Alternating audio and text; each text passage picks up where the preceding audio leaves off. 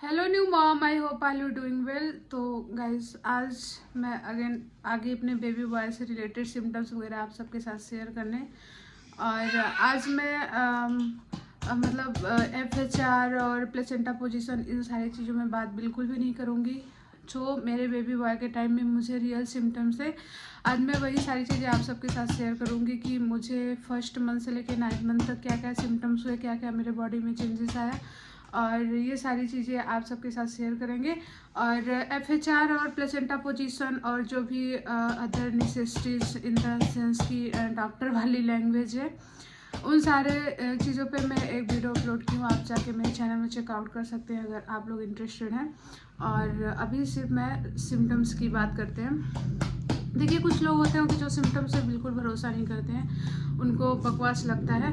पर मेरा मानना इतना है कि जब मैं भी प्रेग्नेंट थी तो मैं भी इन सिम्टम्स से भरोसा नहीं करती थी। बट जैसे जैसे मेरा जो प्रेगनेंसी वाला टाइम था धीरे धीरे बढ़ता गया, 5 मंथ 6 मंथ 7 मंथ, तो थोड़ा थोड़ा मुझे भी यकीन होने लगा। और जब मेरे पास मेरा बेबी बॉय आ गया तो देखो भाई, मैं प्रॉपरली सिम्टम्स से भरोसा करती हूँ, क्योंकि जो पहले के हमारे अम्मा टाइप के लोग होते थे वो प्रॉपर सिम्टम्स देख के ही हमें पहले से बता देते थे कि हमें बॉय आएगा कि गर्ल आएगा।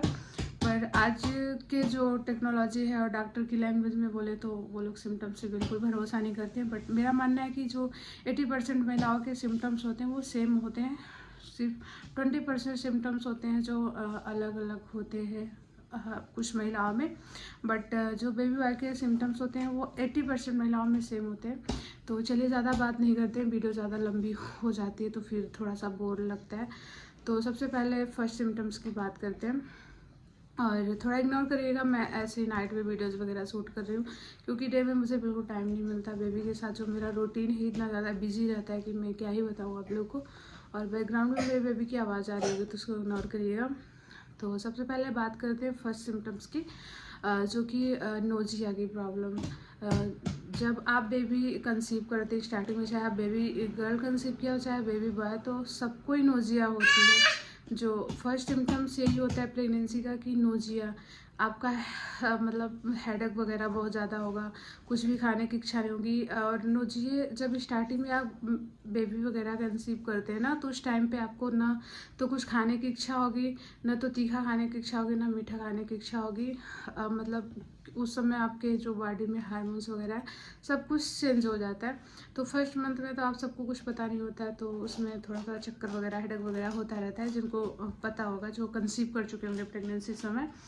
तो मैं अपना सिम्टम्स की बात करती हूँ, तो मुझे भी कुछ ऐसी चीज़ें हो रही थी कि नोजिया की प्रॉब्लम मुझे मेरे बेबी बॉय के टाइम में बहुत ज़्यादा हुई 3rd मंथ तक। और जैसे ही बेबी 4 मंथ में लगा तो मुझे प्रॉपर तरीके से नोजिया की प्रॉब्लम ख़त्म हो गई। और मुझे नोजिया की प्रॉब्लम इतना ज़्यादा थी कि मेरा हर टाइम हेडेक होता था, ना तो कुछ खाने की इच्छा होती थी, ना तो जो भी मेरी फेवरेट चीज़ें पानी पूरी वगैरह लाइक मोमोज वगैरह जो भी हमारी फेवरेट चीज़ें, सबसे मतलब कि एलर्जी होने लगी थी। और जो चपाटी वगैरह मिल्क विल्क से स्मेल वगैरह मुझे थोड़ा बहुत आने लगी थी। लेकिन जैसे ही 4 मंथ हुआ तो मुझे ये सब चीज़ें एंड हो गई थी। और सेकेंड सिम्टम्स की बात करते हैं, वॉमिटिंग। तो कहते हैं कि अगर बहुत ज़्यादा वॉमिटिंग हो रही तो बेबी गर्ल होगी, और कम वॉमिटिंग हो रहा है तो बेबी बॉय होगा। तो भाई मेरे केस में बहुत अच्छा सटीक लक्षण था। मैं बता दूं कि मेरे बेबी बॉय के टाइम में मुझे वॉमिटिंग की प्रॉब्लम बिल्कुल भी नहीं हुई। हाँ, मुझे याद है कि मुझे एक बार वॉमिटिंग हो गई थी, और आई थिंक उस समय मेरे फास्टिंग वगैरह चल रहे थे, बिकॉज मंडे का मैं फास्ट रखती थी उस टाइम पे, सावन के टाइम में। तो सुबह से शाम तक मैं कुछ खाती नहीं थी, उसकी वजह से मुझे एक बार वॉमिटिंग हुई। तो मुझे पूरे प्रेगनेंसी में मुझे एक बार भी वॉमिटिंग नहीं हुई है।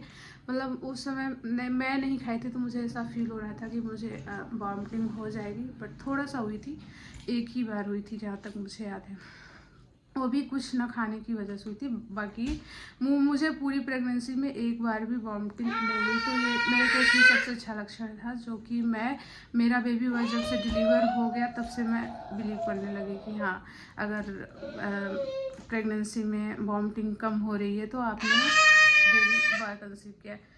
इस आवाज़ को इग्नोर करिएगा, क्योंकि ये जो बेबी है ना थोड़ा सा आवाज़ कर रहा है, ठीक है।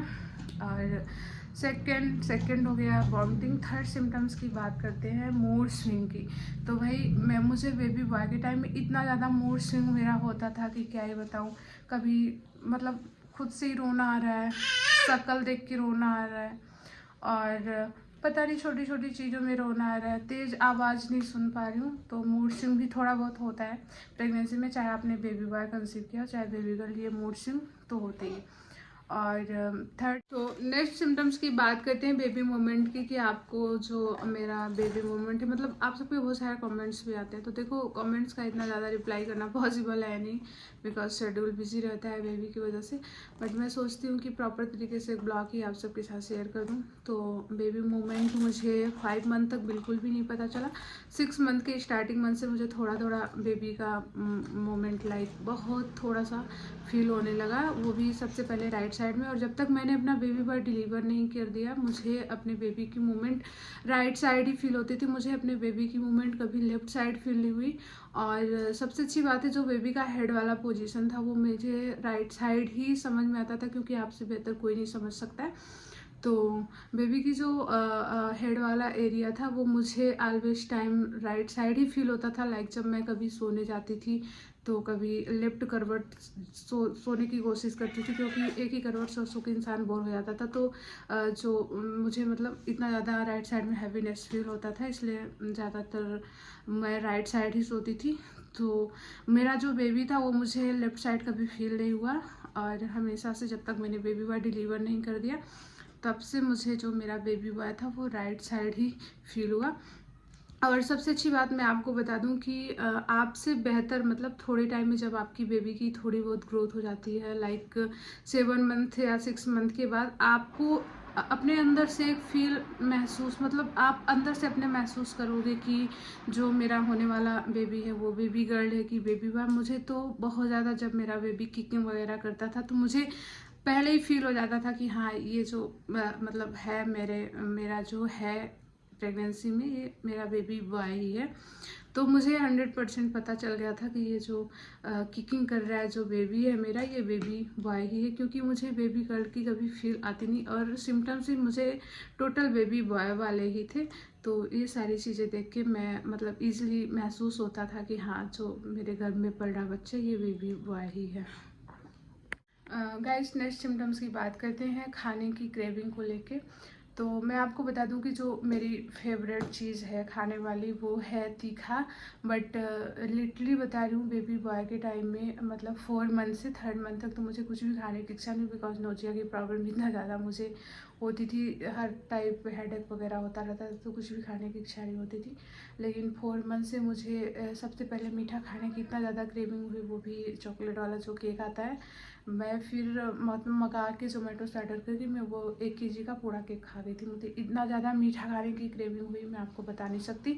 तो मुझे जब तक मैंने बेबी बॉय डिलीवर नहीं कर दिया उसके बाद भी मुझे मीठा की क्रेविंग इतना ज़्यादा खाने की होती थी, क्योंकि कुछ सिम्टम्स वगैरह फिर धीरे धीरे नॉर्मल आते हैं ना, वो 2-4 महीने लग ही जाते हैं। तो मतलब जब तक बेबी मेरा होने के बाद भी 3 मंथ्स के बाद तक मुझे मीठे खाने की क्रेविंग बहुत ज़्यादा हुई। मुझे तीखा बिल्कुल भी पसंद नहीं आता था, क्योंकि जब भी कुछ खाने के लिए फौजी साहब पूछते थे, फौजी साहब इन द सेंस कि मेरे हस्बैंड, कि क्या खाना है, तो कभी मैं आइसक्रीम, चॉकलेट, केक, यही सारी चीज़ें उनको बोलती थी। और वेट गेन भी ज़्यादा नहीं हुआ था मेरा। तो यस गाइस, मुझे मीठा खाने की क्रेविंग बहुत ज़्यादा होती थी। और नेक्स्ट सिम्टम्स की बात करें, बेबी का मोमेंट है वो जल्दी पता चलता है तो बेबी गर्ल होती है, और लेट पता चलता है तो बेबी बॉय होता है। तो मेरे केस में भी बड़ा अच्छा सिम्टम्स था, जो मुझे बेबी का मोमेंट था वो 6 मंथ की स्टार्टिंग में ही पता चला था। नेक्स्ट सिम्टम्स की बात करते हैं, वो जो लाइन बनती है, आप लोग बोलते हैं जो ब्लैक लाइन बनती है, तो उस लाइन को लिनिया नाइग्रा बोलते हैं। वो मेरे केस में बिल्कुल स्ट्रेट थी, जो कि मेरे चेस्ट से लेके नाभि के नीचे तक बिल्कुल स्ट्रेट लाइन थी, कहीं से टेढ़ी मोड़ी नहीं थी। तो ये भी बड़ा अच्छा सिम्टम्स था बेबी बॉय का। और मैं आपको बता दूं कि ये लाइन किसी में बनती है, किसी में नहीं बनती है। जिसमें नहीं बनती उनको भी बेबी बॉय मैंने देखा हुआ है, होते हुए देखा हुआ है। तो मेरे केस में मैं सिर्फ यहाँ पे अपने सिम्टम्स आप सबके साथ शेयर कर रही हूँ। तो हाँ, मेरे केस में चेस्ट से लेके बिल्कुल स्ट्रेट लाइन सीधी बनी थी, कहीं से टेढ़ी मेढ़ी नहीं थी। ये लाइन मुझे 3rd मंथ या 4th मंथ से बनना स्टार्ट हो गई, जो कि 9 मंथ जाके अच्छी खासी हो गई थी। बहुत ज़्यादा डार्क नहीं हुई थी क्योंकि जो मेरा कलर है वो थोड़ा फेयर है, तो इसकी वजह से ज़्यादा डार्क लाइन नहीं समझ में आ रही थी। बट हाँ, 9 मंथ तक वो बिल्कुल थोड़ा सा मोटी हो गई थी, ऐसा बोल सकते हैं आप। और बिल्कुल स्ट्रेट थी, कहीं से टेढ़ी मेढ़ी नहीं थी। नेक्स्ट सिम्टम्स की बात करते हैं टमी साइज को लेके, कि कहते हैं कि बहुत ज़्यादा टमी आपका बाहर आ रहा है, तो आपने बेबी गर्ल कंसीव किया है।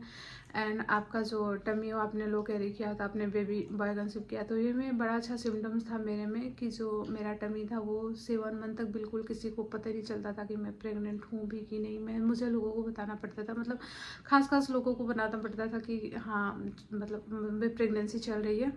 बट मैंने लो ही कैरी किया हुआ था। बट जो मेरे बेबी का वेट था वो 4 kg पता नहीं कैसे हो गया था, आई डोंट नो। हो सकता है कि मेरा जो बेबी का टाइमिंग था वो 9 मंथ कंप्लीट होने के बाद ही हुआ है, इन द सेंस कि 41 वीक कंप्लीट होने के बाद ही हो सकता है कुछ टाइम बेबी ने अपना वेट वगैरह गेन किया हो।